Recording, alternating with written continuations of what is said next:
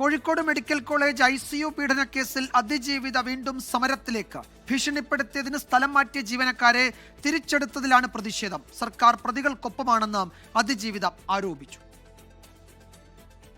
Kozhikode medical college ICU പീഡനക്കേസിലെ അതിജീവിതയെ ഭീഷണിപ്പെടുത്തിയതിന് സ്ഥലം മാറ്റിയ 5 ജീവനക്കാർ കഴിഞ്ഞ ദിവസം ജോലിയിൽ തിരികെ പ്രവേശിച്ചിരുന്നു. ഇതിൽ പ്രതിഷേധിച്ചാണ് അതിജീവിത മെഡിക്കൽ കോളേജ് പ്രിൻസിപ്പൽ ഓഫീസിലെത്തിയത്. സർക്കാർ പ്രതികളെ സംരക്ഷിക്കുകയാണെന്ന് ആരോപിച്ച അതിജീവിത പ്രതികളെ പിരിച്ചുവിടണമെന്ന് ആവശ്യപ്പെട്ടു.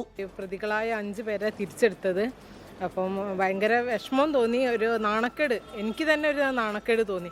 കാരണം പ്രതികളെ സംരക്ഷിക്കാനാണ് എപ്പോഴും സർക്കാർ ശ്രമിക്കുന്നത്. പ്രിൻസിപ്പൽ ഓഫീസിൽ കുത്തിയിരിപ്പ് സമരം നടത്തിയ അതിജീവിതയെ പോലീസ് അറസ്റ്റ് ചെയ്തു നീക്കി. ട്രിബ്യൂണൽ ഉത്തരവുമായാണ് ജീവനക്കാർ മെഡിക്കൽ കോളേജിൽ തിരികെ പ്രവേശിച്ചത് എന്നാണ് പ്രിൻസിപ്പലിന്റെ വിശദീകരണം. 2023 മാർച്ച് 18 തൈറോയ്ഡ് ശസ്ത്രക്രിയ കഴിഞ്ഞ് ICUവിൽ പാതിമയക്കത്തിലായിരുന്ന യുവതിയെ അറ്റൻഡറായ MM ശശീന്ദ്രൻ പീഡിപ്പിച്ചതായാണ് കേസ്. ശശീന്ദ്രനെ ജോലിയിൽ നിന്ന് പിരിച്ചുവിട്ടിരുന്നു. സമീർ സി മുഹമ്മദ്, 24 കോഴിക്കോട്.